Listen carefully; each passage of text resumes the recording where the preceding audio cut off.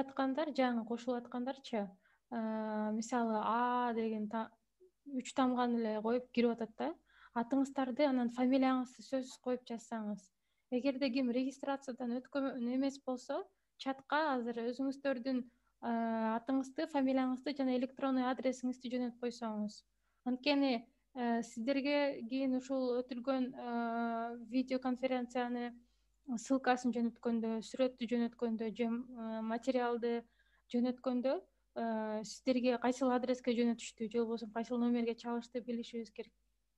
Ошондуктан азыр чатка ким жазбаса, жөнөтпөсө жөнөтүп койсоңуздар. Эгерде өтсөңүздөр регистрациядан, анда чатка жазбасаңыз дагы болот. Мисалы Улан деп аты менен гана кириптир, фамилияңызды жазып койсоңуз. Азыр 3А деген тамга менен кириптир, бирөө ал дагы атыңызды өзгөртүп койсоңуз болот. Фамилияңызды, атыңызды же чатка жазып коюңуз бизге.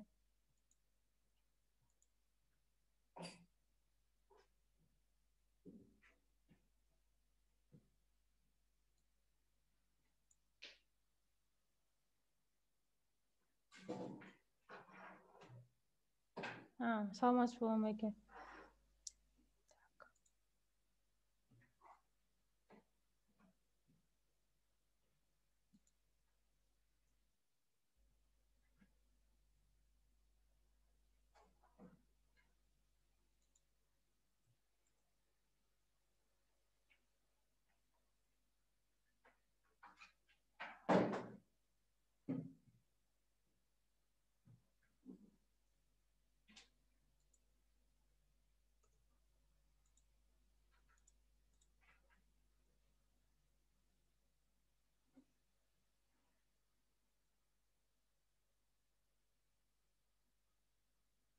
Так, анда баштай берели. Катышуучулар акырындан кошулуп атышат. Доктор Майер, саламатсыздарбы? Урматтуу бүгүнкү онлайн конференциянын катышуучулары, биздин бүтүрүүчүлөр, достор жана азыркы учурда окуп жаткан магистранттар, сиздер менен онлайн көрүшүп турганыбызга абдан кубанычтабыз. Бүгүнкү темабыз абдан кызыктуу. Ошондуктан регистрациядан өткөндөрдүн саны дагы аябай көп болчу. Азыр акырындан баарын байкап көрөбүз. Мен азыр айтып кеткендей эле атыңызды, фамилияңызды сөзсүз түрдө жазып кириңиз. Эгерде регистрациядан өтпөгөн болсоңуз, бизге имейл адресиңизди, атыңызды, фамилияңызды чатка жазып коюуну унутпаңыздар. Бүгүнкү онлайн конференциянын темасы кыргыз, тажик жана кыргыз, өзбек чек арасындагы акыркы учурдагы өнүгүү, маселелер, окуялар боюнча болмокчу. Бул маселе абдан орчундуу, ошол эле учурда биздин мамлекетибиз үчүн аябай маанилүү маселелердин бири. Ошондуктан алдын ала даярдаган сурооңузду чатка жазып, же болбосо суроо жооп учурунда өзүңүз берсеңиз болот. Бүгүнкү онлайн конференциябыздын коногу жана спикери Мадумаров Акрам Камбаралиевич бул тармакта аябай билими жана тажрыйбасы кенен, өзүнүн тажрыйбасы, ой пикири, сунуштары жана маалыматтары боюнча сиздер менен бөлүшүп өтөт. Анда конференциянын башында сөздү Борбордук Азиядагы Ханс Сайдель фондунун жетекчиси доктор Макс Георг Майерге берсем.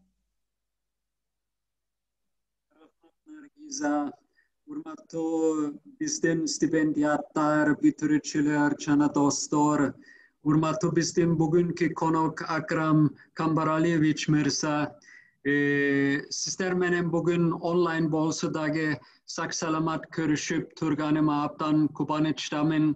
übülünüzdördagi densoluktada degen ümittümün.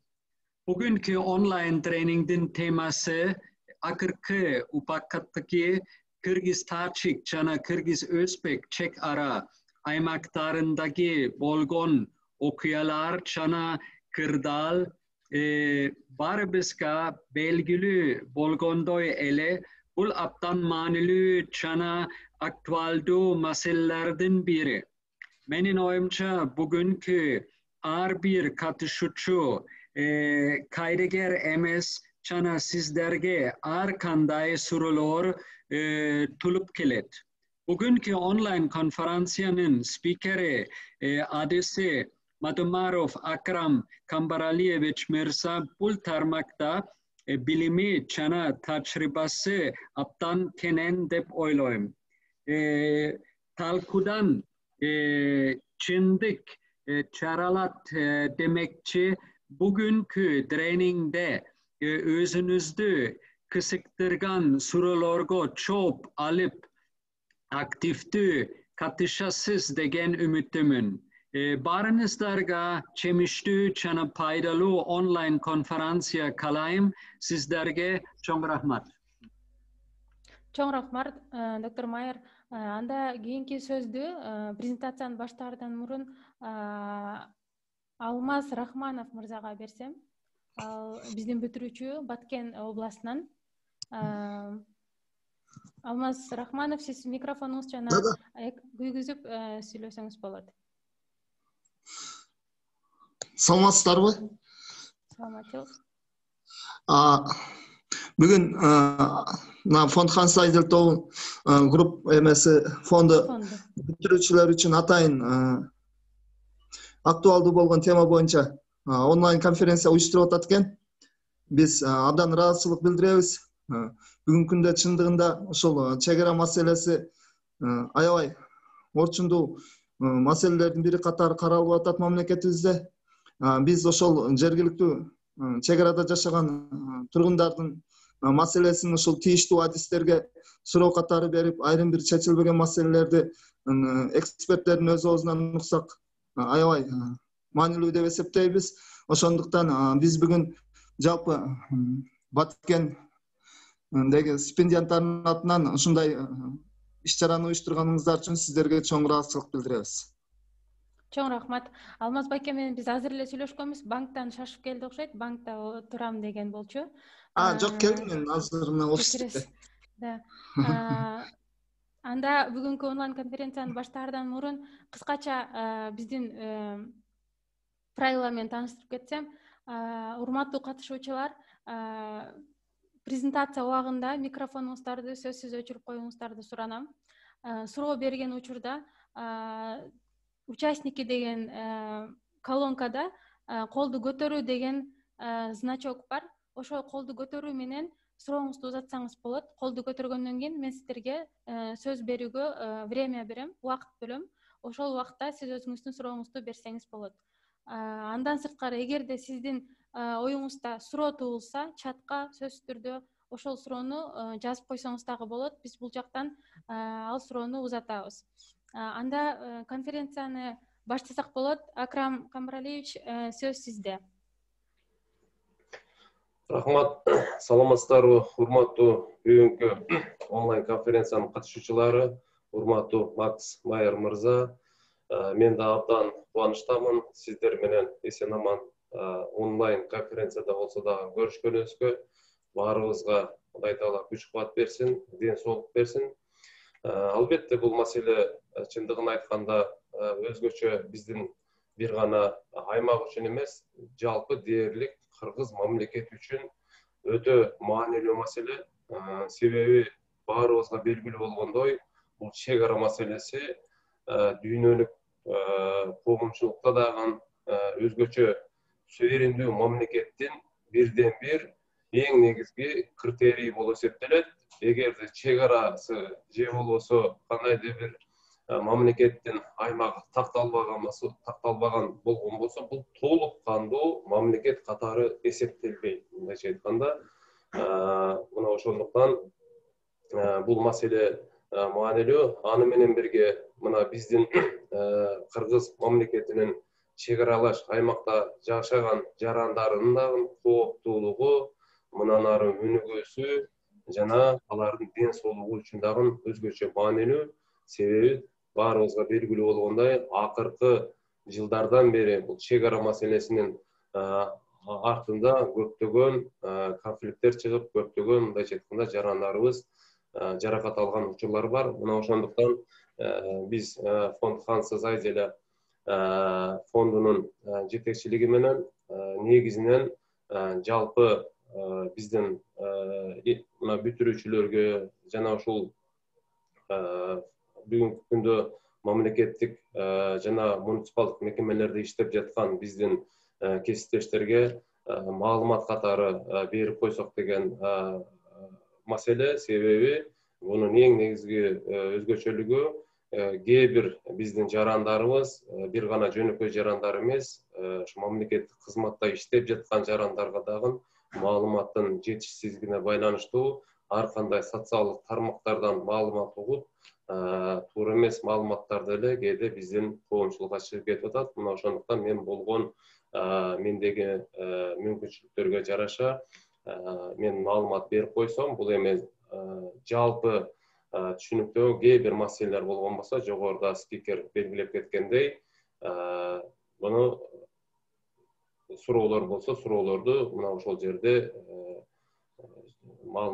суроо болсо жооп бергенге даярмын. Анда эмесе баштасак, мен негизи эле мындай кыска маалымат слайд түрүндө даярдап бердим эле, себеби биздин угуучуларга мындай түшүнүктүүрөөк болсун үчүн. Анда мен слайд койсом, кээ бир суроолор болгон болсо, суроолорду мен слайдтын ичинде же болбосо аягында мына ошол темага, суроого байланыштуу слайдты дагы кайра коюп жооп бергенге даярмын.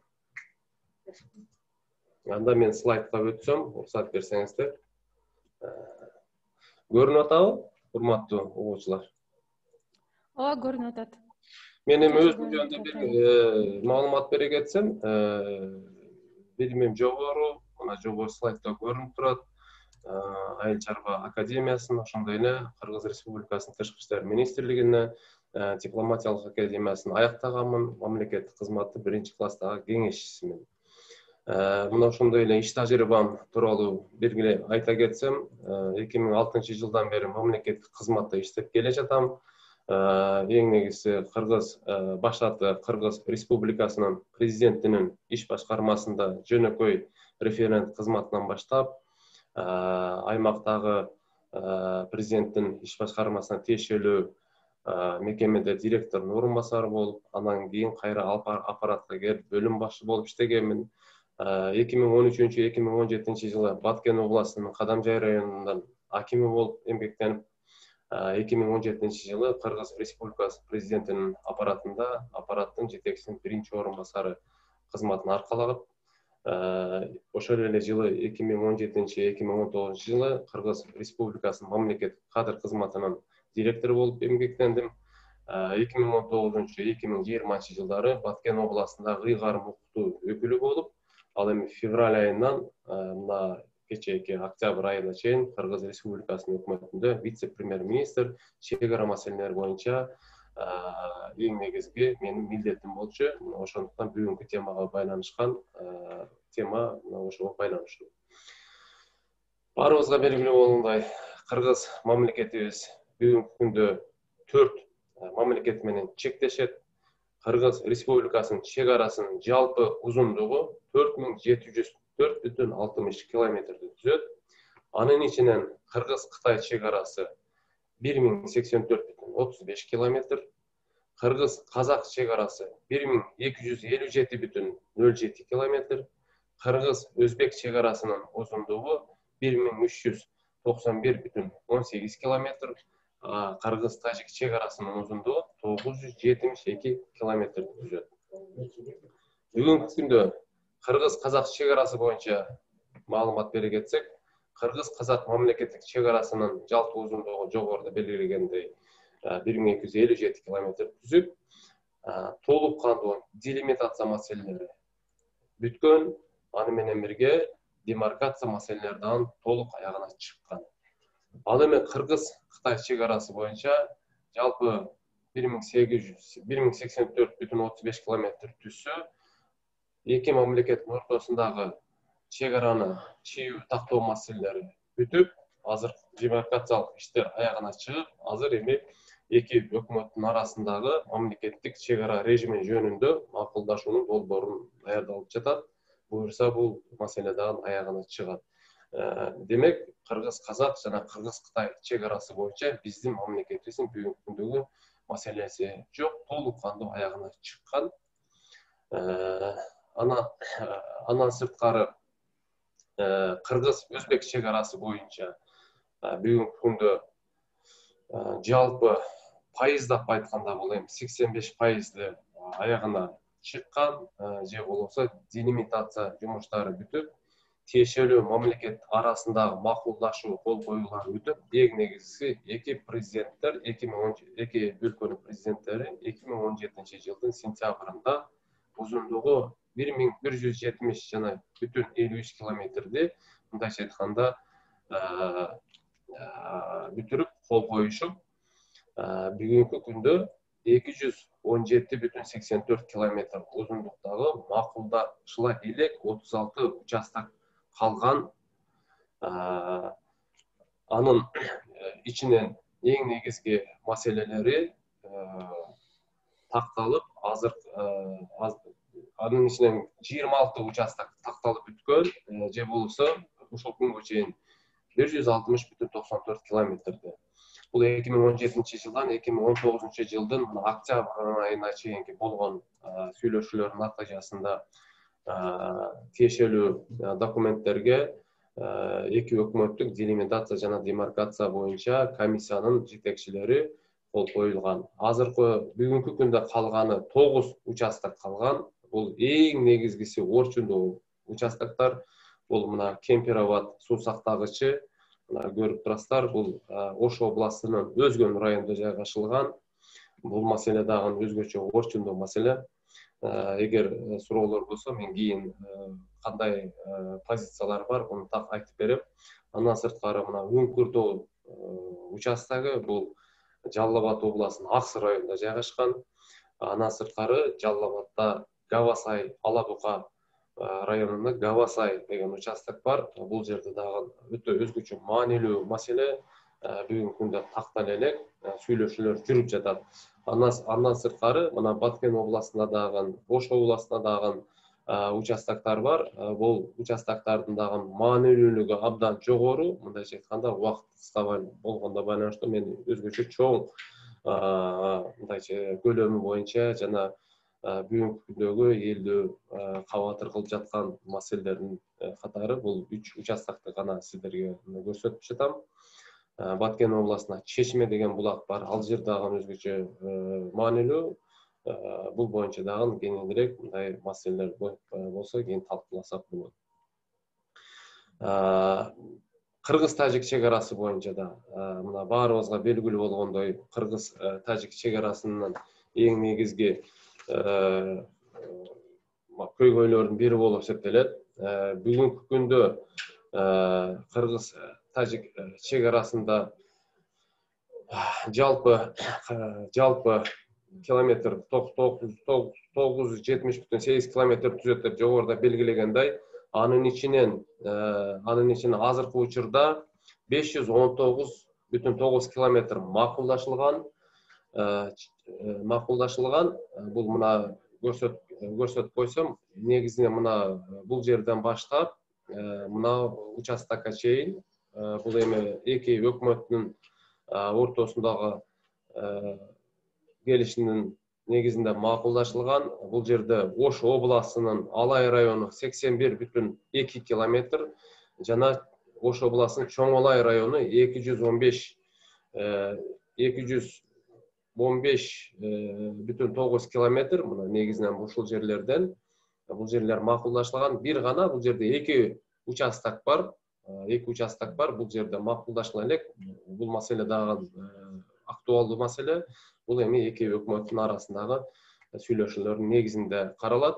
Ал эми мына ушул жерден баштап, мына Баткен областы дээрлик мына жалпы макулдашыла элек жана жазыла элек 373,19 километр турат. Бул эң негизги участоктор, себеби бул жерде мына жогоруда айтылганда 519 километр, бул баары тоолуу аймакта жайгашкан. Бул жерге кээ бир участокторго 95% участокторуна адам баласы баскан эмес жерлер. Бул эми Советтер Союзуна калган негизги мына граница чийилгендин негизинде бул жерлер сүйлөштүрүлгөн. Дагы бир жолу кайталап коеюн, бул жерде 2 участок бар. Бул Карамыкта жана Мазар, Алтын Мазар деп айтып коет. Мына ошол жерлер калган.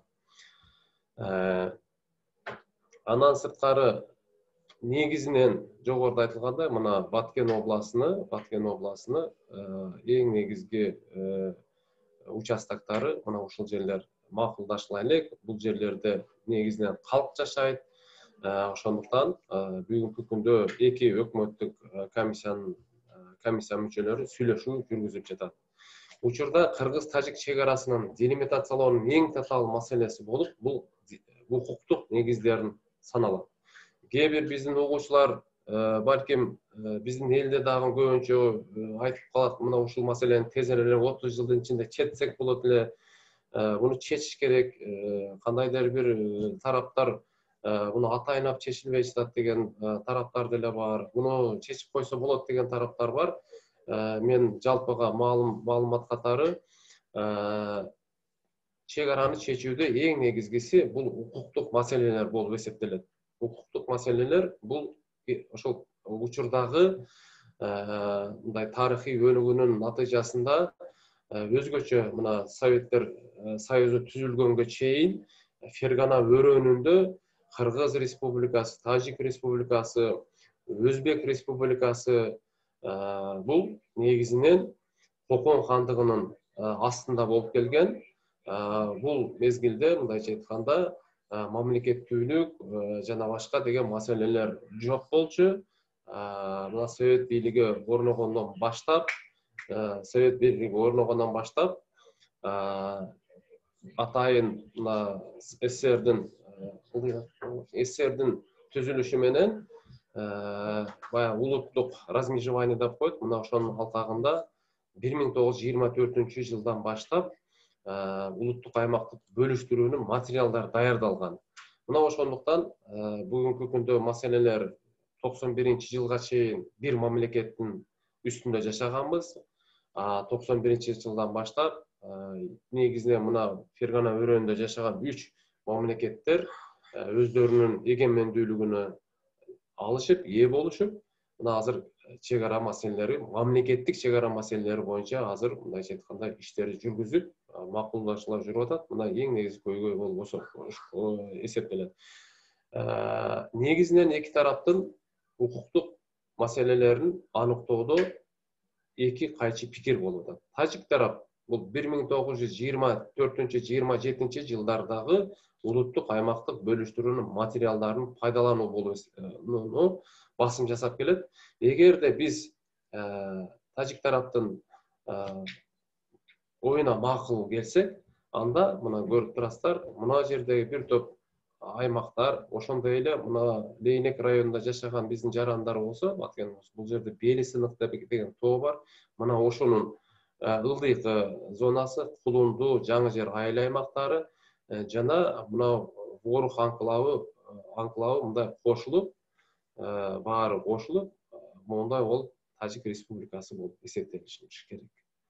Албетте бул Кыргыз тарап бул маселеге каршы, мындайча айтканда, ошондуктан Кыргыз тарап өздөрүнүн сунушуну 1958-59 жылдардагы жана 1989 жылдагы паритеттик комиссиялардын материалдарын жана 1991 жылдын 8 декабрында Алмата шаарында КМШ мамлекеттер же болсо СНГ деп коет, Содружество независимых государств. Мына ошол мамлекеттер түзүүдө бир топ ошол Советтер Союзуна кирген республикалардын жетекчилери макулдашууга кол койгон. 91 жылы биздин Кыргыз Республикасынан Акаев, Өзбек Республикасынан Ислам Каримов, Тажик Республикасынан Набиев деген президенттер кол коюшкан. Мына ошол жерде жазылган мамлекеттердин бүгүнкү учурдагы чек арасы мына ушундай болуп сакталып калсын деген декларацияга кол койгон. Мындайча айтканда, мындай факт боюнча турган кандай болсо мына ошондой болсун деген кол койгон. Же болсо биз мына бүгүнкү күндөгү Кыргыз Республикасынын картасы кандай болсо мына ушундай болсо калсын деп. Ал эми бүгүн Тажик Республикасынын жетекчилиги эң негизги көйгөй мына Борух анклавы болуп эсептелет. Жана бул жерде сай деп коет, негизинен Лейлекте кулундуга өткөн жер. Бул жерде дагы көйгөй бар. Мына ошону өзүнө мындайча айтканда негизги территориясына кошуу максатында бүгүн мына өздөрүнүн маселелеrini өздөрүнүн мындайча айтканда сунуштарını бизге басымдуу катары мына ошону укук негиз катары колдонууну бүгүнкү күндөгү сүйлөшүүлөр дагы айтып келет. Андан сырткары эми эң негизги жогоруда белгилегендей көйгөй бул эми Баткен областындагы баарыбызга белгилүү болгондой Аксай айыл аймагы болуп эсептелет. Аксай айыл аймагында дагы мына Борух анклавы жайгашкан. Бул жерде Көк Таш, Аксай айылдары, бул Тажикстан Республикасы. Эң негизги көйгөйлөр көп чыкчу, чыр-чатактар чыкчу аймак ушул жер болуп эсептелет. Бул албетте бул өзгөчө мына 2010 жылдан кийин чыр-чатактардын саны абдан көбөйүп кетти. Бул боюнча дагы кенен токтолобуз.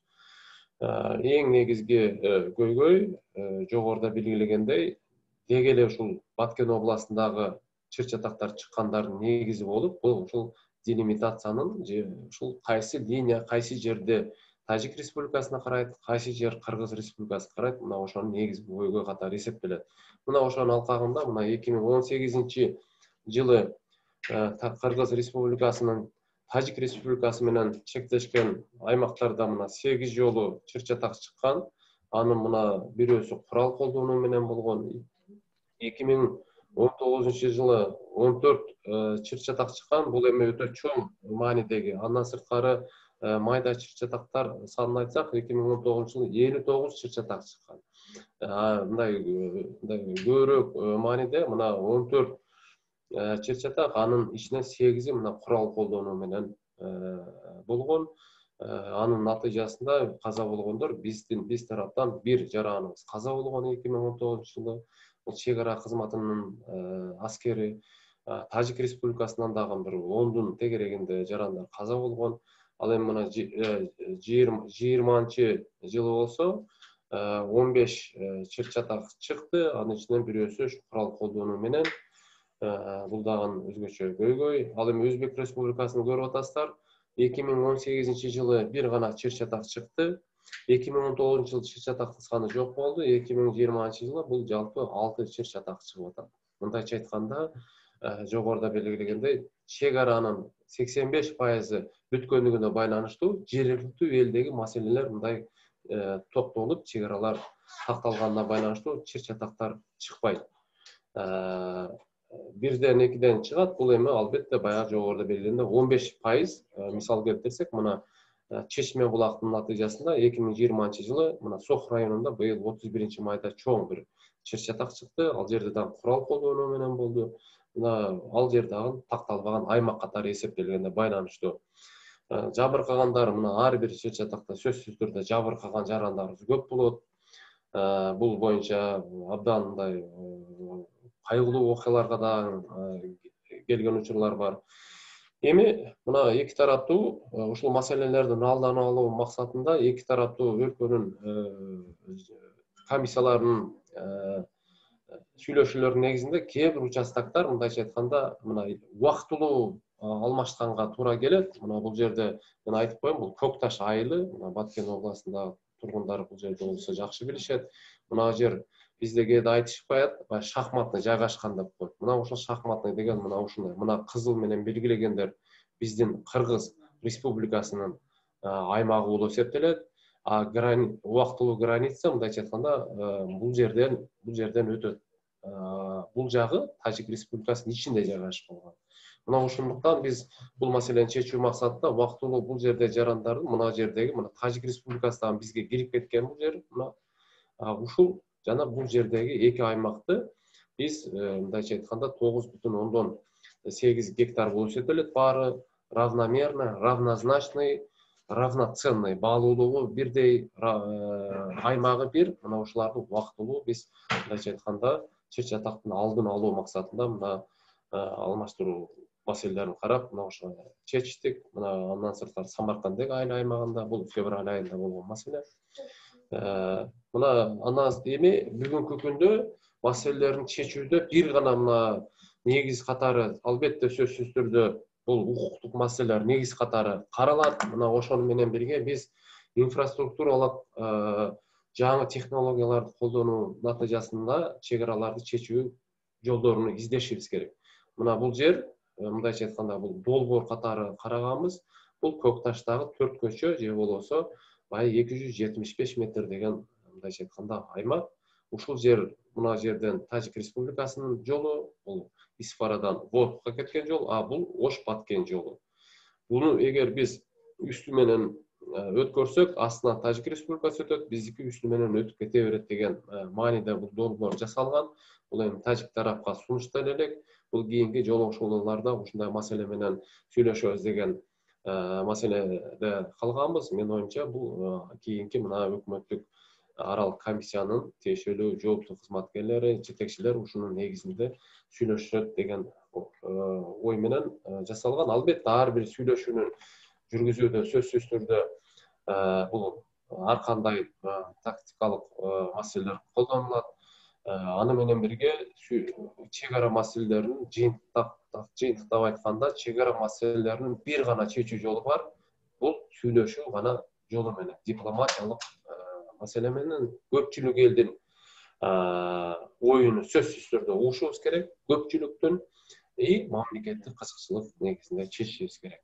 Бул эми кыска маалыматтар. Көңүл бургандыгыңыздар үчүн чоң рахмат. Албетте чек ара маселесине бир 15 мүнөттө айтып берүү абдан татаал, убакыт жетишпейт. Бирок ошондой болсо дагы жалпы биздин окуучуларга кыска маалымат катары айтып бердим. Суроолор болсо жооп бергенге даярбыз. Рахмат. Чоң рахмат, Акрам Камаралевич. Чоң рахмат. Аябай чоң маалыматты болушунча кыскартып, анан жеткиликтүү кылып айтып бергениңизге чоң рахмат. Анда урматтуу катышуучулар, айтсаңыздар болот, же болбосо кол көтөрүү менен микрофонду күйгүзүп өзүңүздөр суроо узатсаңыздар болот.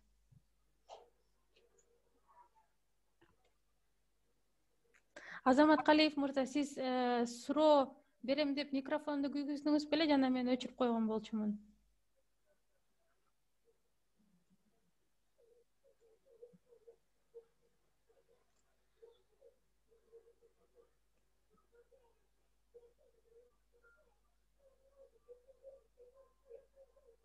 Урматтуу катышуучулар,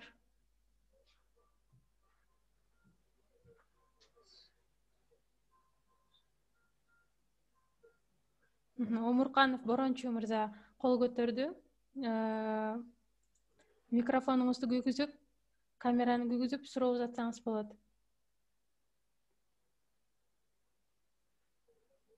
Борончу байке, микрофонуңузду күйгүзүп алыңыз. Микрофону күйбөй турат.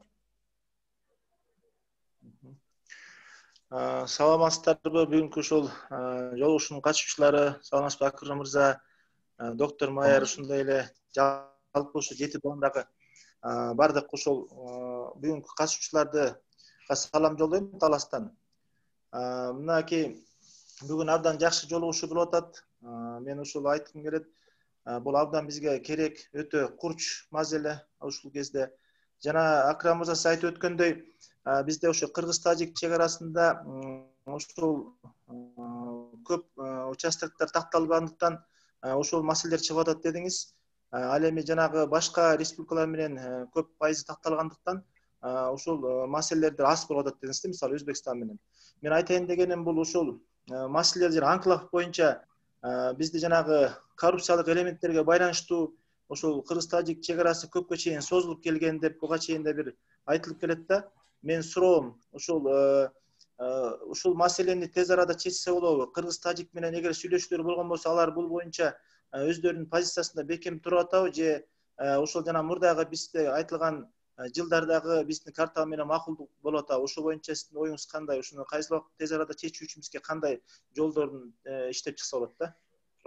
Рахмат. Рахмат. Албетте бул тез арада чечиш керек. Бул канчалык тез чечилсе, бул биз тарабы үчүн дагы, негизи тажик тарабы үчүн дагы бул жакшы болот. Себеби тажик тараптагы жарандар каза болуп атат. Биз тараптагы жарандарыбыз ал жерде өнүгүү, өсүү жөнүндө сөз эмес, кооптонуу маселе жөнүндө жарандарыбыз мында бүгүнкү күндө көйгөй ойлонуп жүргөн, жана ойлонуп жашап аткан мезгил болот. Буну маселени мына биз өзүбүз мен февраль айында вице-премьер болуп келгенден баштап, албетте тез арада чечүүнүн бирден бир жолу катары бул жолугушууну уюштуруу. Эки тарап жолукмайынча бул маселе чечилбейт. Мына ошондуктан мен 12 февралда кызматка дайындалсам, 22 февралда Тажик Республикасына мындайча айтканда жолугушууга чакырдык. 22 февралда Баткен шаарында сүйлөштүк. Сүйлөшүп, бая жогоруда көрсөткөн эки участокты убактылуу мындай алмаштырганга жетиштик. Анан кийин биз кийинки жолугушууну марттын аягында Хочен шаарында өткөрүү боюнча сүйлөшкөнбүз. Мындайча айтканда, мен тараптан дагы мына өзгөчө бул маселени Баткенде иштегенде, Кадамжайда иштегенде, бул жетекчи болуп иштештигин абдан оор. Мына ошол жердеги жетекчи эгер аймакта тополоң болсо, ал жерге барса канчалык мындайча айтканда оор болот. Эл тараптан дагы талап кылынат, мамлекет тарабынан Кудай сактасын бир адамдын баласы жаракат алса, канча мына жетекчиге сөз тиет да. Бул эми мамлекеттик бийликтин өкүлү катары болгондон кийин бул башынан өткөргөнмүн мындайча айтканда. Мына ошондуктан сүйлөшүүлөрдү жалаң гана тез жүргүш керек. Тилекке каршы марттын аягынан апрелден бизде коронавирус деген оору чыгып, жалпы пандемия. Эки тарап бардык карантин болуп, мындайча айтканда жолугушуу токтоп, мына азыр сентябрда биз жолугушуубуз керек эле, сентябрь айында. Бирок сентябрь айында тажик тарап ноябрда президенттик шайлоо болгонуна байланыштуу, жана силерде октябрь айында парламенттик шайлоо өтүшүнө байланыштуу жолугушууну ноябрдан кийин өткөрүү боюнча макулдашылган. Азыр эми ноябрда, декабрда менин пикирим боюнча биздин өкмөттүк делегация Тажикстанга барып сүйлөшүш керек. Албетте, тажик тарап бүгүнкү күндөгү биз койгон, биз айтып аткан укуктук маселелерге алар макул болбой жатат. Себеби 24-27 жылкыны коюп, ворукто анклав кылбоо максатында. Бирок менин пикирим боюнча тажик тарапка дагы сүйлөшүүдө жакшы эле мындай жеткирилген маселелер болду. Мындан ары дагы мына ошол позицияда болуш керек. Бул маселелерди мындайча айтканда канчалык тез чечсек, ошончолук жакшы болот, жана токтотпош керек.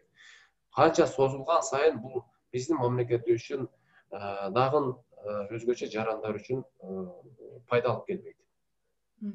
Чоң рахмат. Азыр биздин катышуучулар эми активдеше башташты окшойт.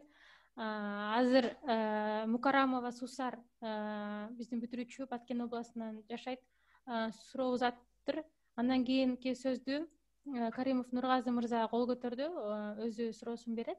Мукарамова Сусар, саламатсыздарбы? Баарыңыздарга ден соолук каалайм. Менде мындай суроо: Кокташ чек арасында чек ара коргогон биздин патриотторду камап салышкан. Ошого сиздин оюңуз кандай? Ошол кезде эл аябай өкмөттөн капа болгон, кайра чек арадагыларды колдогондун ордуна эч чечилбей келет чек ара жерде биздин туугандар жашайт, кооптонуу менен. Мен оюмча Сусар Мукарамова ошол жерде жашаган жарандар, ошол жердеги өзүн коргогон адамдарды камакка алган боюнча окшойт. Ошол боюнча кыскача жооп берип койсоңуз.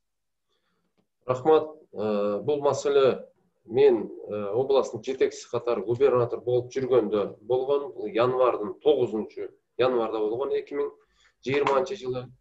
Сөзсүз түрдө эгерде биз мындай кабыл алышыбыз керек, чек ара маселеси болобу же кандайдыр бир жөнөкөй башка маселе болобу, эгер биздин жарандарыбыз мыйзамды бузса, бул тиешелүү мамлекеттик органдар тарабынан чара көрүлүш керек.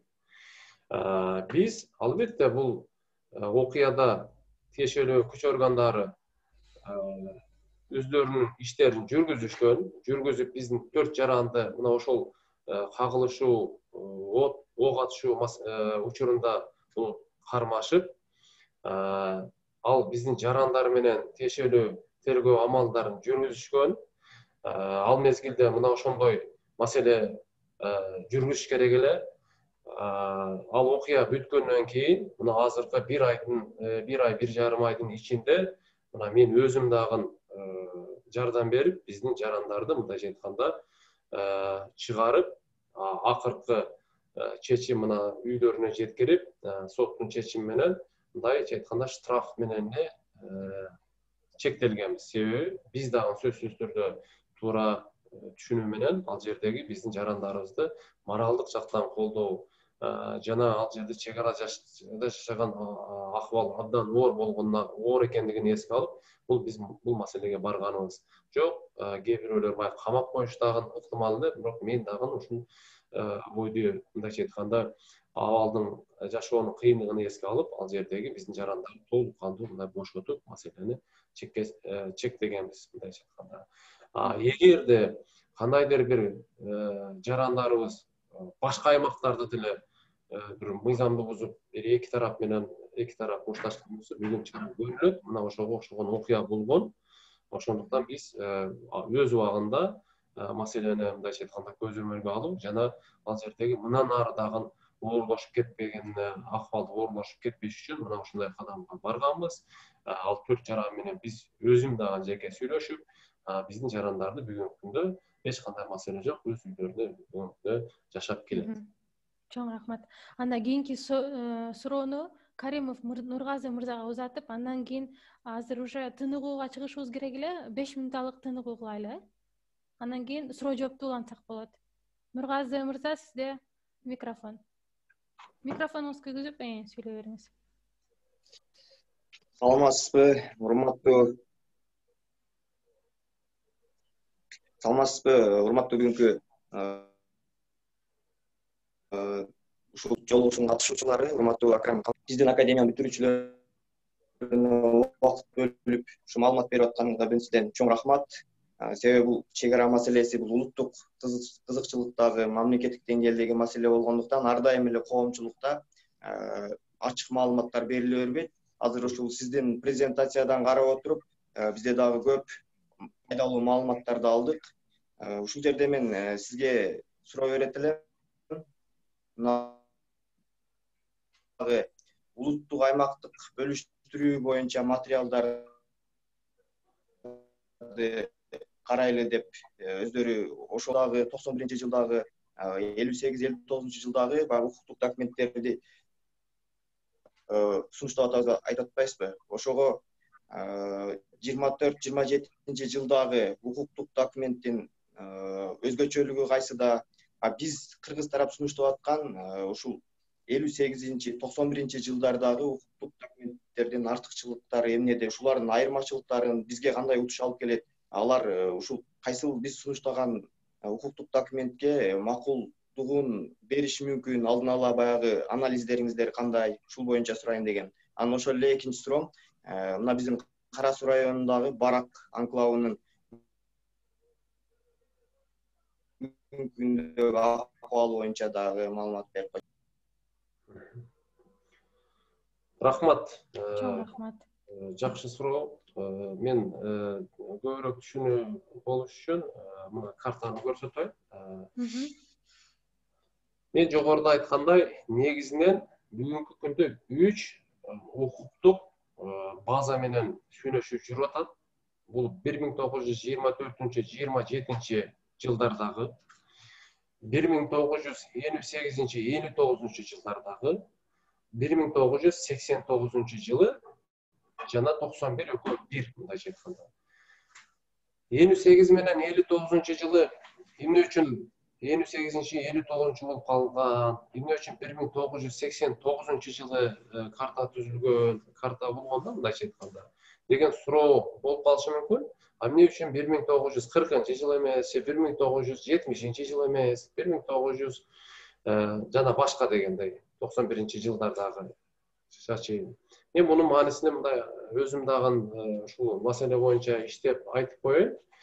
1924-27 жылдагы мындайча айтканда карта жана негиз себеби 24-27 жылдардагы Советтер Союзу улутуна жараша мамлекеттерди союздук республикаларды бөлгөн.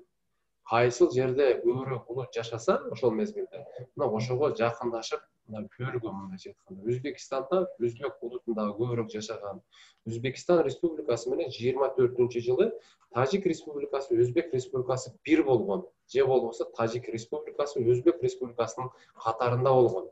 Ал эми Кыргызстан Россия Федерациясынын РСФСРдин катарында болгон мына 24-жылдагы мезгилде карасак. Мына ошондуктан 24-27 жылда бир мындайча айтканда карта чийилген. Андан сырткары 58-59 жылы эмне себептен?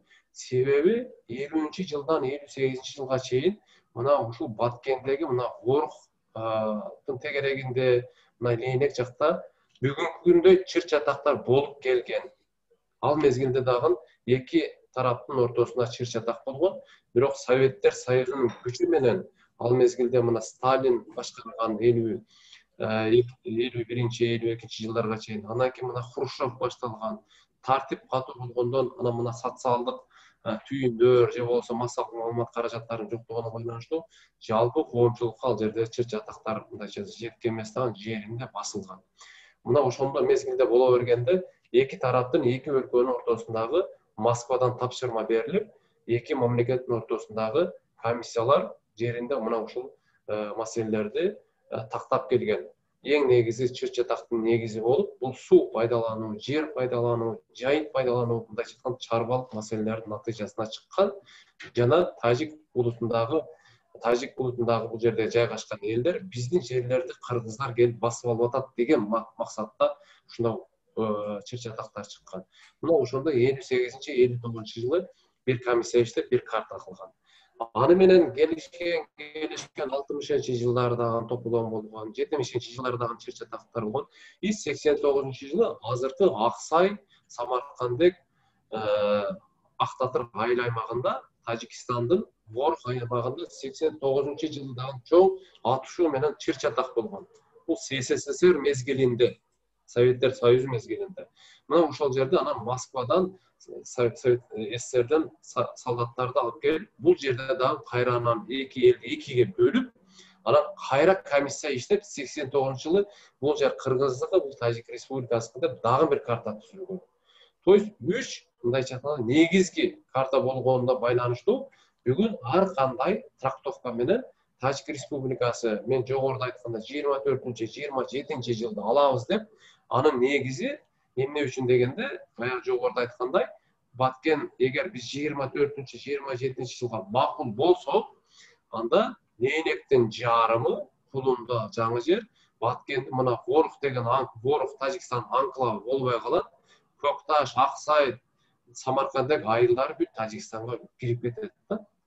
Ошондуктан булар азыр көбүрөөк ушу 24-кө дейт. Биз айтып атабыз, макул эгер 24-жылкы картаны макул десеңер, анда мына көрүп атасыздар, мына жерде Алайдын нарыгында Мургап, Жергетал деген Тажикстандын райондору бар. Мына өзүңүздөр билесиздер, бүгүн Жергеталдык, Мургаптан кыргыздар 91 жылдан кийин өзгөчө 94 жылдары граждандык согуш болгондо, тиги Тажикстанда биздин кыргыздар качып, мына Бишкектин Чүй областына көп көчүп келген Жергеталдыктар. Дээрлик эле бардык аймактарда көчүп келип, өздөрүнүн үйлөрүн таштап, себеби 24-27 жылдары Мургап, Жергетал Кыргызстанга караган, мындайча айтканда Кыргызстандын аймагы болуп, РСФСРдин составында. Биз айтып атабыз, эгер 24-27 болгон болсо, анда мына жерди бизге анда бергиле азыр деп атабыз. Ага Тажикстан макул болбойт. Себеби территория 3 миллион гектардан ашык жер. Ошондуктан, бирок андай болсо дагы мына ушул жакта биз кылабыздар, мындайча айтканда орто пикирге келе элекпиз. Тажик республикасы менен биз бүгүнкү күндө мамлекеттин кызыкчылыгы үчүн 91 жылдагы декларация бүгүн кандай жайгашса ошондой ойдо калыш керек деген позицияны биз карманып келебиз. Мына ушул тагында иш жүрөт. Бул биринчи. Экинчи сурооңуз боюнча кандай суроо бердиңиз эле? Экинчи суроо. Кара Суу районундагы. Кара Суу. Барак мындайча айтканда мына ушул тегеректе жайгашкан мына жерде. Барак Кара Суу районундагы Барак анклавы боюнча. Ооба, анклав, эксклав болуп эсептелет. Анклав эмес, эксклав деп коет. Мындайча айтканда терминология боюнча 200 гектардан ашыгыраак жер болгон. Өзбек Республикасы менен биз келишимге келип, ушул барак жайгашкан аянтты жалпы 200 гектардан ашык, мен тактоо иретинде дагы тактап коем, мына семинардын азыркы мындайча айтканда перерывда айтып берем. Мына баракты бизге өзбектөр границабызга кошуп берди мына жерде. То есть ошол жердеги гектар жерди өлчөмүн, көлөмүн жана баалуулугу менен биздин чек ара менен мындайча айтканда чек арабызга мындай кошуп берди ошол гектар. Мындайча айтканда биз жерди жылдырдык. Ошондо барак эксклав болбой калды. Мына ошол келишим менен турат. Бул менин оюмча абдан туура чечим. Себеби эгер биздин мамлекеттин жерлери ичинде анклав болуп жайгашкан болсо, бул мамлекет үчүн өтө чоң бир өзүбүзчө айтканда баш оорутма да. Ошондуктан бул ошондой чечимге келдик. Анда бул барак анклав, ошо барак жери чечилүү жолунда экен да? Буюрса 95% чечилди деп айтсак болот. Эми кол коюш керек, жалпы договорго кириш керек. Договор президенттер тарабынан, анан жогорку кеңеш тарабынан. Бул Кыргызстан үчүн бул мындайча айтканда балким эки тарап үчүн дагы бул туура чечим. Себеби биз анклав эмес, биз өзүбүздүн территорияга негизи мындай Чоң рахмат. Анда азыр 5 мүнөттүк тыныгууга чыксак, өз тыныгуу 9:40-тан 50-ге чейин 10 мүнөттө болуш керек эле. Талкуу болуп кетти. 5 мүнөттүк ровно 10-дон 55 өткөндө биз талкууну улантсак кандай?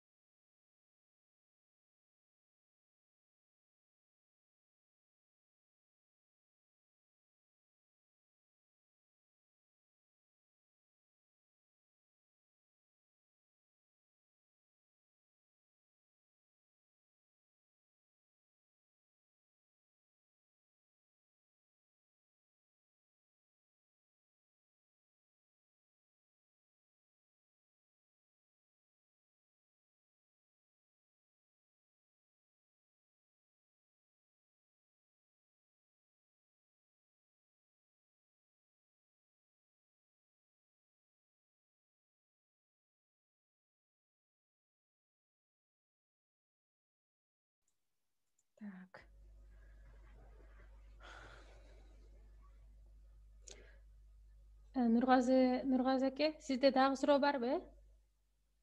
Колуңуз көтөрүлгөн боюнча турат да. Наргиза жок, бул баягы көтөрүлгөн боюнча эле экен. Мен азыр түшүрүп коёмун да. Так. Бизде Майрам. Дагы бир катышуучубуз кол көтөргөн болчу да. Азыр түшүрүп койду. Майрам Токтобекова, вы тоже сиз дагы суроо берем дегенсиз, э? Ооба, Наргиза. Менде да суроо бар эле. Биринчиден Акрам Комаралиевич камерасын, микрофонун күйгүзсүн, күйгүздү.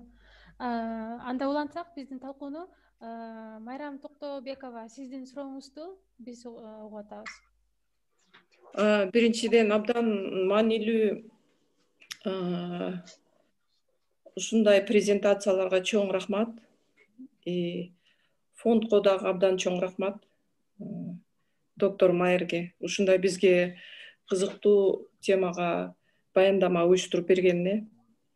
Бул бүгүнкү күндө биздин саясий көз карашыбызга жана маданияттуулугубузга элибиздин жана кандайдыр бир чечилбей келген вопросторду, суроолордун туура талкуу жүрүүсүнө эл арасына аябай чоң жардам берет бизге. Анан могу презентацияларды бизге катышуучуларга жөнөтүп бересиздерби? Биринчи суроом. Экинчи суроом, жанагы баалуулугу бирдей болгон, равноценный деп айтып өттүңүз. Убактылуу алмашылган территориялар Тажик жана Кыргыз тарабынан элдин маанайына, элдин моралдык өзүн алып жүрүшүнө кандай таасир этет? Ал ошол жерде жашаган кыргыздардын же болбосо биздин аймакта жашаган тажиктердин моралдык абалына терс таасирин тийгизбейби? Убактылуу алмашылган эки территорияны көрсөттүңүз эле.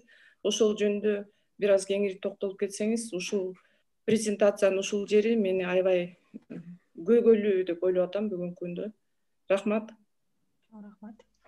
Рахмат, Майрам эжеке. Албетте, сиз берген суроонун экинчи суроосу менен баштайм жоопту.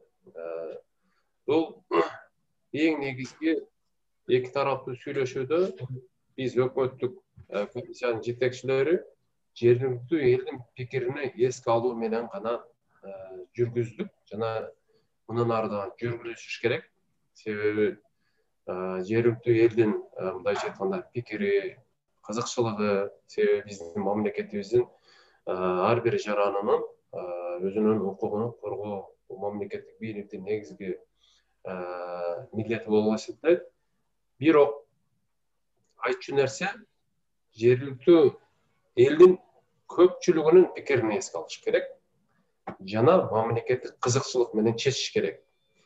Баарынын пикирине эске алуу деген бул абдан татаал нерсе жана бул эч качан ишке ашпайт.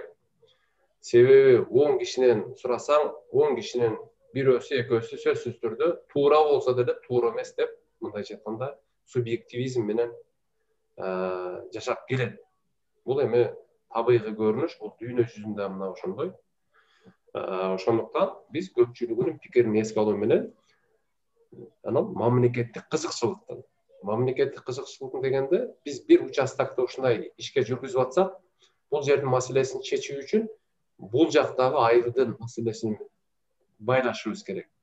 Мына ошондуктан ушундай пикир менен сүйлөшүш керек жана азыркы эки тараптуу убактылуу алмашкан деген бул эми убактылуу себеби мынандай маселелер чыр чатактын негизи болуп эсептелгенине байланыштуу эки элди эки тарапка бөлүп туруш керек. Делимитация, демаркация процесси толук бүткөнгө чейин.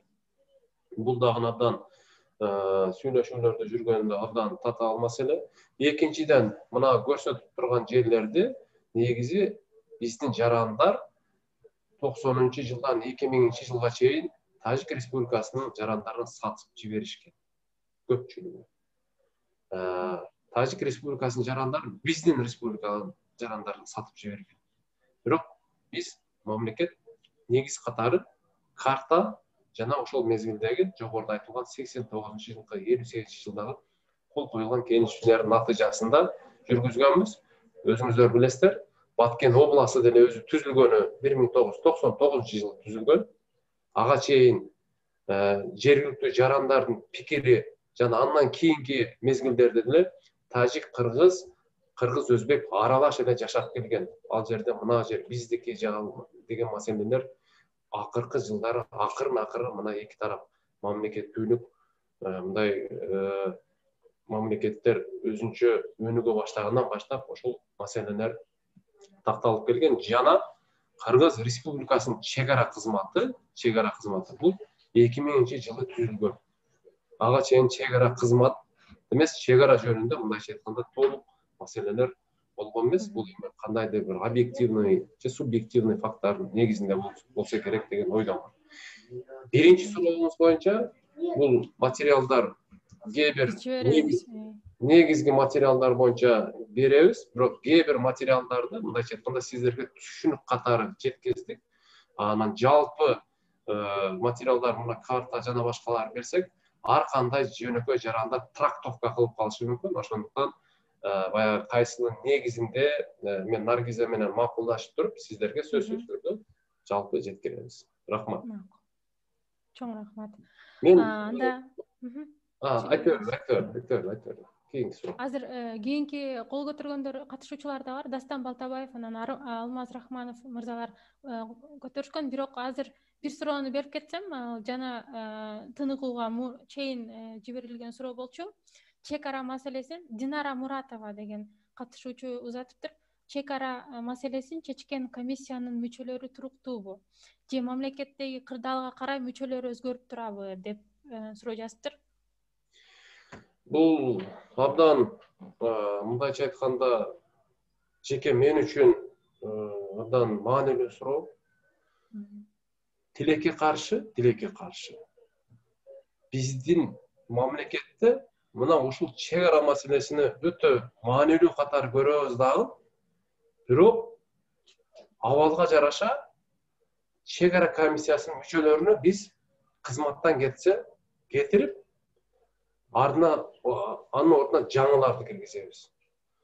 Ал эми кошуна өлкөлөрдө, Тажик Республикасында, Өзбек Республикасында мына ушул маселеге өзгөчө көңүл бөлүп, 10 жыл, 15 жыл, керек болсо 20 жылдан бери алмаштырбайт. Башка кызматка которулса дагы комиссиянын мүчөсү катары кармап келет. Себеби мына өзүңүздөр жакшы билесиздер, мына мен деле мына чегара маселелерин тактоо жана чегара маселелерине жакшы түшүнүп, тарыхый документтерди окуп, карталарды окуп, жеринде барып көрүш үчүн мага 5 жыл убакыт кетти. Биз тилекке каршы бул комиссиянын мүчөсүндө дагы жана ошол жердеги жайгашкан жетекчилер дагы бат алмаштырабыз. Бир эле сөз менен жооп бергенде, Тажик Республикасынын өкмөттүк делегациясынын башчысы вице-премьер менен сүйлөшкөнүмдө, мен биринчи жолу жолукканымда, жаңы вице-премьер болуп, мына февралда жолукканымда, ал киши мага мындай деп айтты: "Сиз менин 8-чи кишимсиз сиз менен сүйлөшүп аткан" деп айтты. 8-чи кишимсиз деп айтты. Мен о Баткен областына губернатор болуп, 2020 жылы Баткен областына губернатор, бүгүнкү күндө 3-чү губернатор болуп атат 1 жылдын ичинде. А Тажик Республикасынын губернатору 5 жылдан бери алмашат. Бул мамлекеттин кызыкчылыгына сөзсүз түрдө таасир этет. Себеби жаңы келген киши жаңы кандайдыр бир маселелерди толук кандуу билбей, бир экинчи тараптын кызыкчылыгына өтүп кетиши мүмкүн. Менин жеке пикирим, комиссиялар туруктуу болуп, аягына чыгарганга жетишибиз керек. Бул жерде бир жеке адамдын же болбосо кандайдыр бир аймактын кызыкчылыгы эмес, бул жерде мамлекеттин кызыкчылыгы жөнүндө сөз болуш керек. И мына ушул таризде кетиш керек деген пикирдемин. Тилекке каршы бизде мындай маселелер болбой жатат. Чоң рахмат. Анда кийинки суроону Дастан Балтабаев чатка дагы жазган, анда өзү дагы айтса керек. Микрофон сизде. Саламатсыздарбы, урматтуу Акрам Комаралиевич, урматтуу кесиптештер. Мындай суроо берейин дедим эле. Акыркы 2-3 жылда Кыргызстанда баягы административдик территориалдык реформа өзүнүн актуалдуулугун жоготпой келет. Ушул эгерде ушул реформа ишке ашып же ошол боюнча бир кандайдыр бир аракеттер жүргөн болсо, анын чек арага болгон таасири кандай болот? Административдик территориалдык реформа боюнча кандай жүргүзүлүш керек? С учетом границадагы маселелерди эске алганда. Анын формасы, мазмуну кандай болуш керек? Ошол боюнча пикириңизди айтып кетсеңиз. Рахмат, Дастан мырза. Менин жеке пикирим, административдик территориалдык реформа негизи жүрүш керек. Жүргөндө бул механикалык жол менен эмес, бул анализдеп, функционалдык жакшы мындай жол менен жана бул административдик территориалдык реформаны 1 жылда же 2 жылда бүтүрүп койбошубуз керек. Биз мына бир топ мамлекеттер 25 жылдан бери административдик территориалдык реформаны аягына чыгара элек. Ошол эле Прибалтика мамлекеттерин айтып келебиз, Латвия, Литва барып биздикилер тажрыйба алмашып келет. 20 жылдан ашык жүргүзүп атат. Биз болсо бүгүн баштап эмки жыл бүтүрүш керек деген таризде көп жүрөбүз да, бардык жумушту. Эртең эле болуп кетсиндер. Тилекке каршы андай болбойт жана андай болбош керек. Биринчиден, экинчиден, административдик территориалдык реформа жүргүзүп атканда сөзсүз түрдө мен жогоруда айтып кеткендей, аймактын эмес, мамлекеттин кызыкчылыгы эгерде туура эмес жүргүзсөк, биз анда ошол чек ара маселелерди кандайдыр бир деңгээлде кемчилдик кетирип коюшубуз мүмкүн. Бул толук кандуу, бул 51%, мындайча айтканда ошол жак болот. 49 эмес, 51% ошол кемчилдик кетирилет. Тажикстан Республикасында бүгүнкү күндө чек арадагы жайгашкан аймактардын көпчүлүгү прямой республиканский подчинение. Ошо Жергетал району, ошол жердеги Алайга, Чоң Алайга чектешкен райондор, ал жердеги областын жетекчисине баш ийбейт, түп-түз президентке баш ийет. Себеби чек ара алар үчүн өзгөчө маанилүү. Өзбекстанда дагы чек аралаш аймактардын жетекчилерини 10 жылдап, 8 жылдап алмаштырбайт. Алмаштырса, экинчи районго ошол чек аралаш аймакка барып кызмат кылат. Алар үчүн маанилүү. Бизде дагы ошондой стратегия, тактика жүрүш керек. Бизде дагы мына бүгүнкү күндө эгерде биз сиз берген суроого административдик территориалды жалпылап алып, бирок биздин келечектеги маселени карабасак, биз кемчилдик кетирип калышыбыз мүмкүн.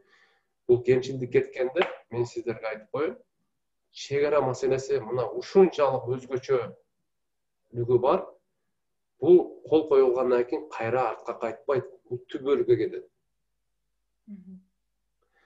Эгер кандайдыр бир экономикалык же кандайдыр бир эки эл аралык келишимдер болсо, экинчи тарап мен бул келишимден чыктым же кайттым десе кайра ордуна калыбына келет.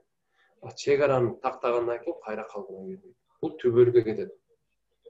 Ошондуктан эгер биз Кыргыз мамлекетин жана Кыргыз элинин кызыкчылыгын ойлосок, чындыгын айтканда, сиздер берип аткан суроолордун жалпылап баарына, ар бир суроодун, сиздер берген суроодун өзгөчөлүгүнө карап, өтө диккаттык менен чечишибиз керек, жана тез чечишибиз керек. Чоң рахмат. Анда Алмаз Рахманов мырза да кол көтөргөн болчу. Алмаз Рахманов, сурооңузду азыр берүүгө мүмкүнчүлүк бар. Саламатсыздарбы? Дагы бир жолу урматтуу тренингдин катышуучулары. Мен негизинен сунуш иретинде жана ошондой эле кыскача ошол өзүм мамлекеттик эмес уюмда иштейм. Ошол чек ара маселелери боюнча биз бир катар долбоорлорду ишке ашырдык эде. Акрам Камбаралиевич, уруксат берсеңиз, мен ошол боюнча кыскача маалымат берип өтсөм. Жакшы болот, рахмат. Мына өзүңүздөр билесиздер, биздин Баткен областы да акыркы жылдары чек арада чыр-чатактар аябай көп кездешип, ушунун артынан айрыкча элеттик аялдар, жаш балдар, улгайган адамдар өтө кыйынчылыктарга туш келип атты да. Бул багытта Инсан элек коомдук фонду USAID уюмунун каржылоосу менен чек арадагы жамааттагы элеттик аялдар тынчтык издейт деген долбоор ишке ашырган экен. Ошол долбоорго мени ошол адис катары алды эле.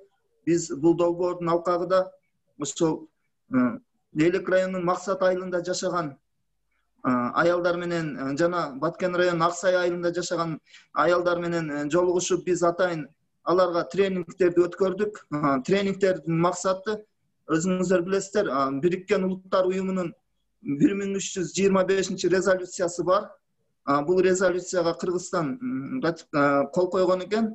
Бул резолюциянын негизги милдети ошол аялдардын бая конфликттик кырдаалдар учурунда аялдардын жана кыз келиндердин укугун коргоо, аларга шарт түзүү ушундай максат кылган экен. Биз бул багытта ошо конфликттик кырдаалдар учурунда алдын ала аракеттенүү жана аракеттенүү системасынын паспортун иштеп чыктык. Мен өзүм ошол атайын интернет булактарынан Кыргызстандагы тиешелүү адистерден кеңеш сурап, ушул конфликт багытында биз атайын ушундай алдын ала конфликттик кырдаалдар учурунда чек ара аймактарында эгер алдын ала маалымдоо жана аракеттенүү боюнча системалык паспортту иштеп чыктык. Бул паспортту биз ошол Украинанын, Грузиянын жана башка конфликт көп кездешкен аймактардагы тажрыйбаларга алдык. Мында негизинен эң негизгиси ошол эрежеде бул системада чыр-чатак болгон мезгилде адамдар кандай аракеттениш керек, бир нече кадамдар менен иштеп чыктык. Мисалы үчүн биринчи эвакуация кандай тартипте жүрүш керек, жана ошондой эле өзүн өзүн коргоо жана кам көрүү. Андан кийин чек ара өтмөктөрүндө блокпосттордо өзүн өзү кантип алып жүрүү керек, жергиликтүү жарандар. Анан жабырланган мезгилде жабырлануучунун жүрүм туруму кандай болуш керек. Анан эгер ок атышуу же ушундай курал калыш болуп кеткенде өзүн өзү кантип алып жүрүү керек. Жана ошондой эле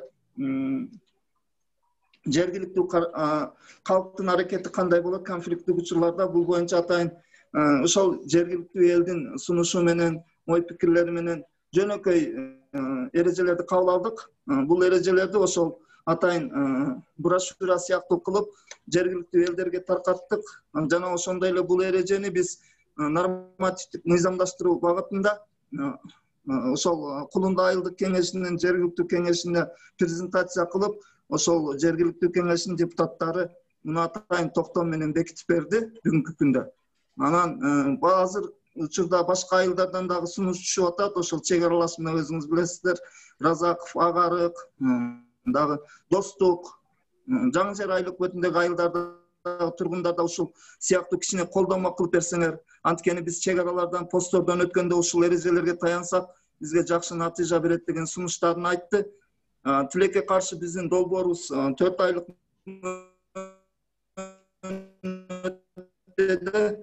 биз бул эрежени иштеп чыккандан чыгып жергиликтүү мат бердик. Анан жергиликтүү бийлик дагы бул эрежелерди атайын колдоого алды. Мен сунуш берет элем учурдан пайдаланып. Балким биздин фонд Хансайдыл фонду ушул колдонмону таанышып чыгып, эксперттердин сунушунун тыянагын алганыбыздан кийин атайын бир методичка сыяктуу кылып туруп биз ушул чек арада жашаган адамдарга таркатсак жакшы болобу деген сунушту берейин дедим эле. Негизинен ушул. Андан сырткары бүгүнкү күндө дагы биз ошол жергиликтүү чек аралаш аймактардагы улгайган адамдардын социалдык кызмат көрсөтүү багытында азыр мамлекеттик социалдык заказ программасына долбоордук сунуш жөнөттүк. Буюрса конкурстан өтүп калса ошол жердеги улгайган адамдарга шарт түзүлгөн. Андан сырткары бүткүл дүйнөлүк азык түлүк программасынын алкагында элеттик аялдарга кошумча киреше берүү ишмердүүлүгүн окутуп, бул багытта ошолорго азык түлүк, ун, май таркатуу ишин жүргүзүп атабыз. Учурда мен ошол боюнча атайын адис болуп иштейм.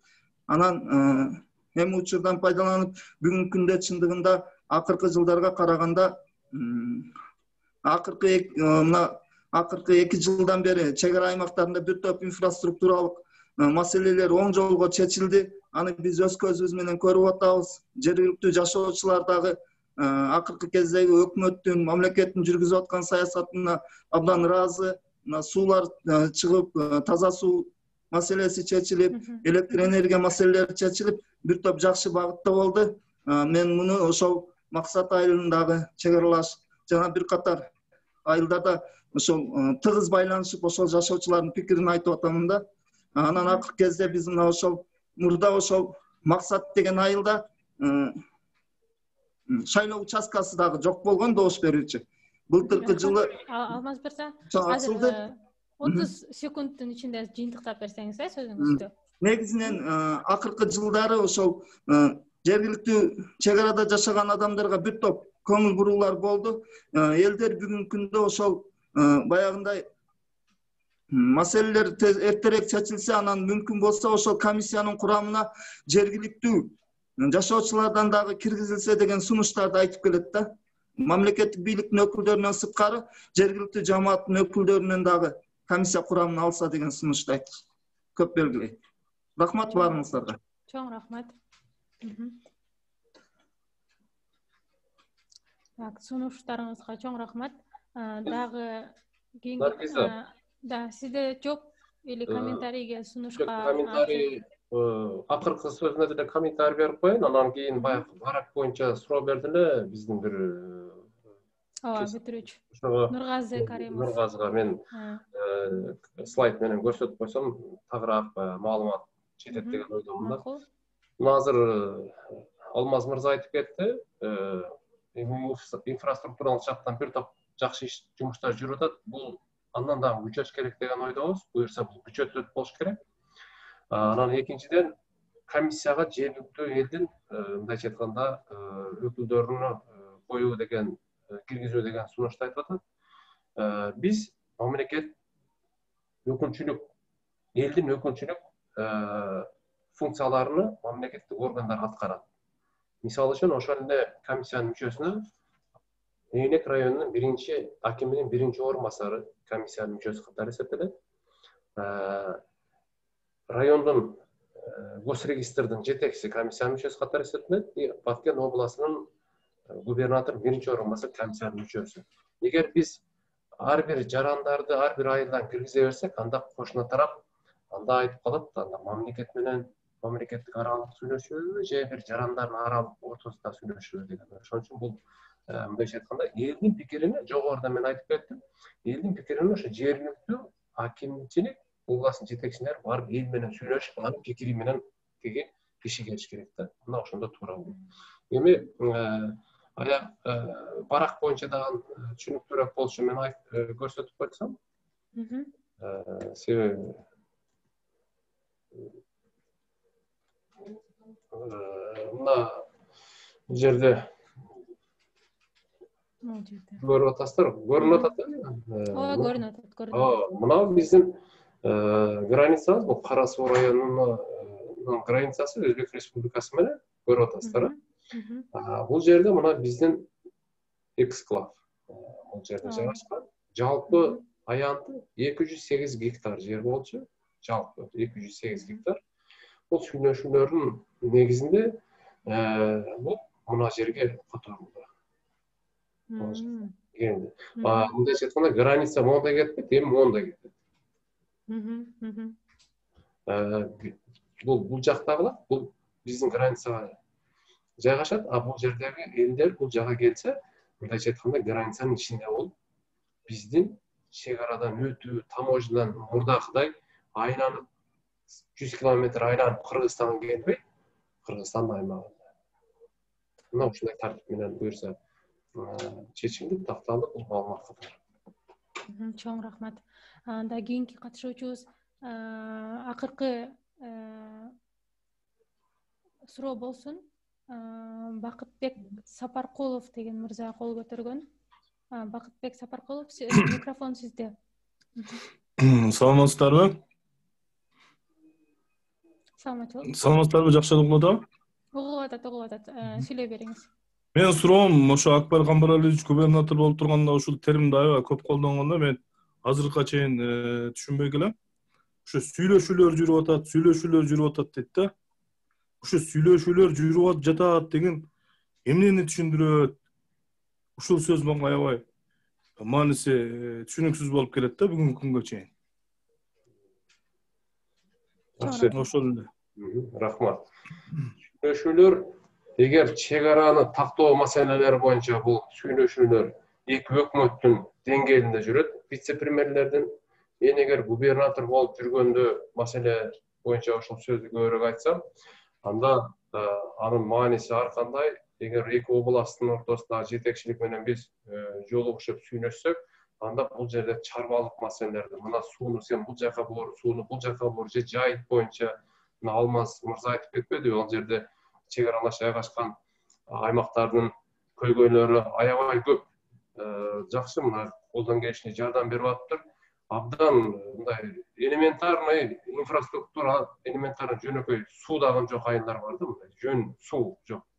Мына ошонун алкагында маселелерди чечүүдө көйгөй чыкса, ошол эки райондун жетекчилери сүйлөшөт, эки айыл өкмөт башчысынын жетекчилери сүйлөшөт. Мына ошонун негизи бардык жолугушуулар бул сүйлөшүү деп аталат да. Бардык жолугушуулар. Мына ошонун алкагында айтылат. Ал эми өкмөттүк комиссиянын ортосундагы мына негизи вице-премьерлер жетектейт. 2020-жылы бир гана жолугушуу болду. Эми жылдын аягына чейин азыр Кудай буйрса жолугушуу болот деп атат. Мына ошол негизи ошонун натыйжасында чек аралар такталат. Чоң рахмат. Анда жыйынтыкты сөздү Умурканов Борончуга берип, бүгүнкү онлайн конференциябызды жыйынтыктасак дагы болот. Борончу байке, сиз сөзүңүздү 1 минуттан ичинде жыйынтыктаганга аракет кылыңыз. Рахмат, Наргиза. Урматтуу Акрам Камаралиевич, бүгүн сизге ыраазычылык билдиребиз. Абдан жакшы маалыматтарды бердиңиз. Мен жанагы башында сурооду бердим, эми бир сунуш деле айтсам жыйынтыктап. Бул ошо жанагы сүйлөшүүлөрдү натыйжалуу жүрүшсөк, муну ошол жерде эл жергиликтүү өзүлөрү чече албайт. Муну өкмөттүк деңгээлде чечиш керек. Бирок ошол сүйлөшүүлөрдү натыйжалуу жүргүзүп, жанагы президенттин деңгээлинде да алар дагы өздөрү комиссияны баштап, бир столго отуруп муну тез арада чечишик да. Себеби муну чечкенге чейин азыр мына ортодо баягы ошо калк эле жабыркап атат да, ошол жерде жергиликтүү калк. Мына ошолардын баардыгын бир чогултуп, тез арада сиз айткандай сүйлөшүүлөр натыйжалуу болсо, ошо президенттен баштап, ошол Тажикстандын президенти да баардыгы ошол баштаган ошол комиссияларда баардыгы ошол биргелешип, ошол жанагы карталарды көтөрүп чыгып, ошол тез арада чечилсе деген бир сунушту айткым келет. Сизге ыраазычылык билдиребиз, Акрам мырза, ушундай жакшы маалыматты бердиңиз. Көп жылдан бери ошол жерде жергиликтүү, ошол жерде губернатор болуп иштедиңиз. Сизге бунун баардыгы, бул маселелердин баары тааныш. Анан жана коррупциялык элементке да байланыштуу дагы мен суроо бердим эле, жооп бере аласыз. Бул жагы дагы ушул эки тараптын эки өлкөнүн да кызыкчылыгы болсо керек да. Ошондуктан бул жагын дагы бир карап, тез арада ушу чечүүңүздөргө мен тилектешмин. Сизге рахмат. Ушундай жолугушууларды уюштуруп турсак, Наргиза, ыраазычылык билдиребиз сиздерге дагы. Баарына ден соолук, тынччылык каалайм. Чоң рахмат. Бизде катышуучулар дагы чатта ыраазычылык билдирип атышат. Баарыңыздарга чоң рахмат. Өзгөчө Акрам Камаралиевичке жакшы жана мазмундуу маалымат үчүн. Саламатсыздарбы? Уюштуруучуларга жана Акрам Камаралиевичке терең ыраазычылык, жакшы маалыматтар деп жазыптыр. Андан биз сиздерге могул чатты карасаңыздар, ссылка жөнөттүк. Ошо ссылкага кирип, баалоо анкетасы бар, ошону толугу менен толтуруп бериңиздерди суранам. Андан кийин ыраазычылык билдирип атышат. Мээрим Жолочиева: спасибо, Акрам Камаралиевич, за продуктивную презентацию. Нам, жители Северного региона, это очень важно, деп жазыптыр. Анда Акрам Камаралиевич, сизге чоң рахмат. Ишиңизге ийгилик, ден соолук. Сиздин тажрыйбаңыз. Маалымат айтып койгон. Бир суроо жоопсуз калбаш керек. Борончу мырзага дагы туура белгилеп кетти. Бул такталбаган аймакта дайыма контрабанда жүрөт. Муну айтып коюшубуз керек, муну ачык айтышыбыз керек. Себеби тосмо жок ал жерде. Мына Алмаз мырза билет, көчөлөр бири-бири менен кошуна. Ал жердеги эл кызыкчылык сөзсүз түрдө пайда болот. Себеби Тажикстандагы баа 10 сом болсо, бизде 5 сом болсо, кайсы бир жаран болбосун, ал жерден пайда табууну көздөйт. Ошол мезгилде ошол жерде чек ара кызматы, тиешелүү мамлекеттик текшерүү органдары дагы мына өзүңүздөр билип атасыздар, бул адамдык мындай таасир болот экен, адам бар жерде ар нерсени жасайт экен да, мындайча айтканда. Ошондуктан толук кандуу ушу канчалык делимитация процессин тактап демаркация бүтүрсө, ал жердеги контрабанда жана башкалар минимизация болот да, минималдаштырылат. Ага чейин азыр биз контрабанданы толук тособуз жана контрабанданы чек арадан эч кимге өткөрбөйбүз деген ачыгын айтканда мен ал жерде иштеп келген киши катары бул сөз бойдон калат. Алынча андай чек ара аймакты кайтарууда биздин күчүбүз дагы жетишпейт, средствобуз дагы жетишпейт. Ошондуктан бул маселени тезирээк чечүүнүн жолдорун биз издешибиз керек. Албетте сөзсүз түрдө комиссиянын башчылары өкмөттүк деңгээлде чечкенде дагы эң акыркы сөзү бул президенттер кабыл алат. Бул президенттердин ортосуна дагы бат-бат мындай жолугушуп, неформалдуу жолугушууларды дагы сүйлөшүүнү кыймылдатыш керек. Мен оюм ошол. Анан сөзүмдүн жыйынтыгында баарыңыздарга мен дагы ыраазычылык билдирем. Бул чек ара маселеси же бир кишинин, же бир аймактын, же бир элдин проблемасы эмес, бул мамлекеттин проблемасы. Муну баарыбыз билебиз. Бүгүнкү күндө дагы, бүгүнкү саатта дагы азыр дагы кооптонуу бар. Эч ким буга кепилдик бере албайт. Бир жерден бирөөсү таш менен уруп, же бирөө жана башка менен сөгүшүп кетип башка болсо, бир конфликт чыгып калышы керек. Туура. Сөзсүз түрдө буга кооптонуу дайыма болуп келет. Мен ойлойм, азыркы бардыгына жетекчилер иштеп жаткан бул элдин сөзсүз түрдө пикирин алып, акыркы 10 жыл, акыркы 10 жылдан кийин негизелөө жетекчилер жер сатты жана башка деген азыр терминология жок. Ошо комиссиянын мүчөсү болуп иштеп жаткан жарандарыбыздагы баарынын эң негизги кызыкчылыгы ошо кыргыз элинин мамлекеттин кызыкчылыгы деп жүргөн кишилер. Бирок элчилик деген элчилик, бир жерди берип, бир жерди алмайынча бул Тажик менен дагы, Өзбек республикасы менен дагы чече албайсың. Бир жерди берсең, ал жердин эли бул жерди сатып берди дейт. Бул жерди алсаң, ал жердин эли бул жерде сөзсүз алды азамат деп айтпайт. Бул турмуш ошондой, бирок мамлекеттик кызматкер болгондон кийин мамлекеттин кызыкчылыгы үчүн сөзсүз түрдө өзү туура, таза чечим кабыл алса, убакыт өзү таразалап, убакыт баа берет. Сиздин сөзүңүзгө толугу менен кошулабыз. Сиз айткандай, азыркы учурда элдин кызыкчылыгын, мамлекеттин кызыкчылыгын коргогондо эч кимге кандай жабыр тартпагандай кылып, дипломатиялык менен жол чечүү жолу жакындап, ошолго биздин элибиз дагы, мамлекеттик кызматкерлер дагы ошол жолдо турушат деген үмүттөбүз. Анда биякта биздин Ош шаардык мэриясынын жаштар комитетинде иштеген Санатбек Зарипбек уулу деген бүтүрүүчүбүз бар. Быйыл бүтүп атышат. Баарыңыздарга ыраазычылык билдиребиз. Акрам Камбаралиевич, мүмкүн болсо ушул тема боюнча жаштар менен дагы онлайн жолугушуп бере аласызбы деп сурап кетиптир. Ош шаарынын жаштар комитетинде иштейт. Албетте, бул тема боюнча жалпы коомчулукка беришибиз керек. Бул биздин милдетибиз дагы. Кызматта иштейбиз, кызматта иштебейбизби? Сөзсүз түрдө туура маалыматты жеткиришибиз керек. Себеби элибиздин катышуусу менен, элибиздин баягы жогоруда айткандай оюну дагы эске алуу менен бул маселе чечиле турган маселе. Ал үчүн уюштуруу үчүн мен оюмча ошол сиздердин фонд аркылуу эгер ушундай площадка түзүп берсе, биз дайым даярбыз. Себеби бул ачык маалымат, кээ бир сыр маалыматтар, мамлекеттик кызыкчылык боло турган маалыматтар болсо, аны биз сөзсүз түрдө мындай жалпы жамаатка чыгарбастан, жалпы элге мындай азыркындай түшүнүк берүү менен маалымат бергенге биз даярбыз. Биздин бүтүрүүчүлөр ыраазычылык билдирип атышат. Азамат Калиев Жалал Абад областынан уюштуруучуларга, доктор Майерге жана Акрам Камбаралиевичке маанилүү маалыматтар үчүн чоң рахмат. Тунугай Курбанова биздин бүтүрүүчү Жалал Абад областынан ыраазычылык билдирип атат баарыңыздарга. Андан сырткары Майрам Токтобекова эжекебиз дагы баарыңыздарга ден соолук, ийгилик каалайбыз деп маанилүү маселелерди козгогонуңуз үчүн чоң ыраазычылыктарды билдирип атат. Доктор Майер, жыйынтыктоочу сөздү сизге берсем анда. Чоң рахмат урматтуу Мадамаровга. Benim için de kısıklı bir konferans oldu.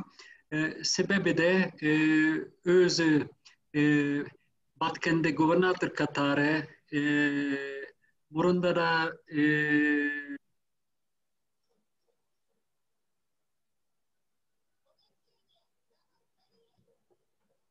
Доктор Майер, сизди укпай жатабыз. Доктор Майер.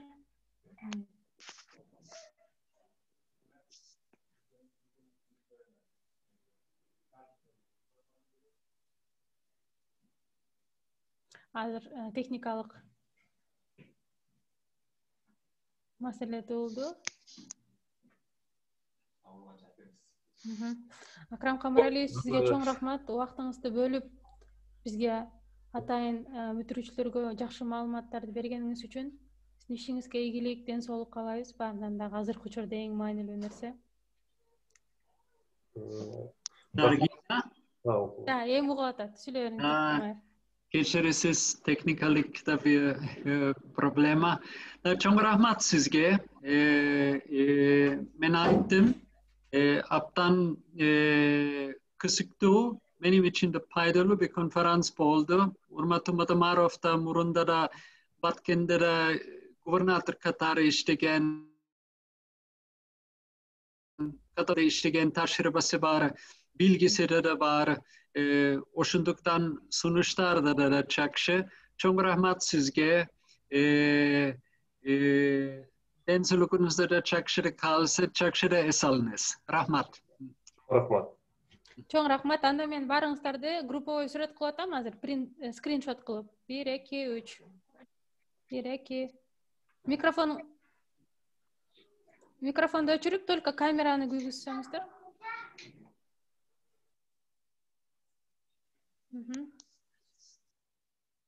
Адилет Дүйшенбиев, Дамир Кудайбергенов, Сыдыков Улан, Майрам Токтоп,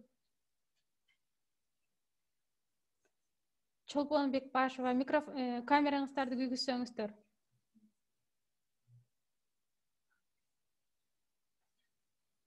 Так, 1 2 3. 1 2 3. Чоң рахмат катышуучуларга дагы, бүгүнкү биздин тренерге дагы абдан ыраазыбыз. Убактыңыздарды бөлгөнүңүздөр үчүн. Барыңыздарга көңүлдүү